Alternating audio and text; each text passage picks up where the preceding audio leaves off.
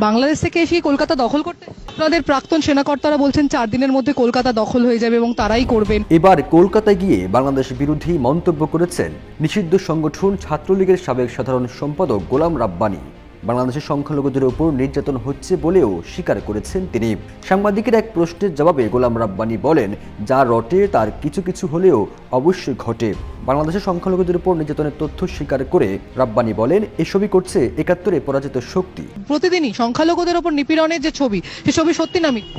অবশ্যই যাহা রটে কিছুটা হলে তো বটে হয়েছে না। বাংলাদেশে এই মুহূর্তে যেটা হচ্ছে সেটা অবশ্যই অনভিপ্রেত, কারণ ভারত আমাদের মহান মুক্তিযুদ্ধের সময় থেকে অকৃত্রিম বন্ধু। তো এই যেহেতু আমাদের তিন দিকে ভারত, তো আমাদের এই প্রতিবেশী ছাড়া আসলে পারস্পরিক আমাদের যে বন্ধুত্ব সম্পর্ক, এটা যে কোনো ভাবেই ঠিক রাখা উচিত। এবং যারা এই অস্থিতি পরিস্থিতি সৃষ্টি করছে, আমি বলবো তারা আসলে ভিন্ন উদ্দেশ্যে করছে। ৭১-এর পরাজিত শক্তি যারা, হ্যাঁ, পাকিস্তানকেই তাহলে সরাসরি ডেফিনেটলি তাদের যারা তারাই আসলে চাচ্ছে না যে ভারত বাংলাদেশে এই বন্ধুত্ব অটুট থাকুক, ওই প্রতিশোধ তারা নিতে যাচ্ছে আর কি। মুরতাজে অর্ডার করে জিতে নিন গাড়ি, বাইক, আইফোন সহ কোটি টাকার পুরস্কার। অর্ডার করতে ভিজিট করুন murtaj.com।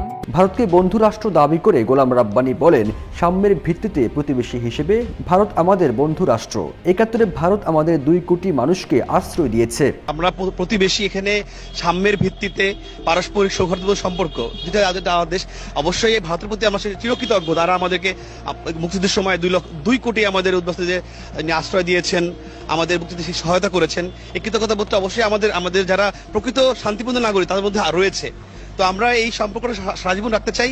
যারা এখন উদ্ভূত পরিস্থিতিতে, এই বিগত সরকারের পতনের পরে একটা ভোলাটাইল সিচুয়েশন হয়েছে, এই পরিস্থিতির সুযোগ নিয়ে তারা চাচ্ছে যে ৭১-এ যারা হেরেছিল এই প্রতিশোধে সেই তারা চেষ্টা করছে এই অস্থিতি সৃষ্টি করার জন্য। বাংলাদেশের সংখ্যালঘুদের মতো আওয়ামী লীগ নেতাকর্মীরাও নির্যাতনের শিকার হচ্ছে বলেও ওই সাংবাদিকের কাছে দাবি করেন গোলাম রাব্বানী।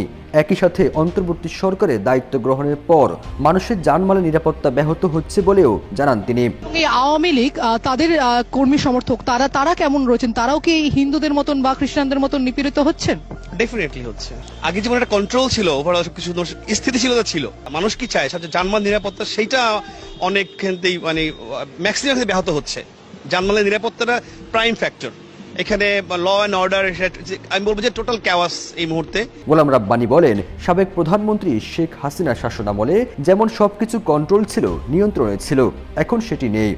যে যার ইচ্ছে মতো করে কাজ করছে বলেও জানান তিনি। আগে যেমন আমার প্রাক্তন প্রধানমন্ত্রী শেখ হাসিনা তিনি যেভাবে ধরে রেখেছিলেন, সবকিছু সুন্দরভাবে কন্ট্রোল করতেন অথবা স্থির রাখতেন, এইটা এখন নাই। এখন যে যার মতো, এরকম হাজার টেস্ট খোলা তৈরি হয়েছে, যে যার মতো ইচ্ছাধীনভাবে কাজ করছে। এই কারণে এই ক্যাওয়াসটা, এবং সেটা এই সরকার তারা তো ওই অনভিজ্ঞ বা তারা পারছে না কন্ট্রোল করতে, এটা বাস্তব।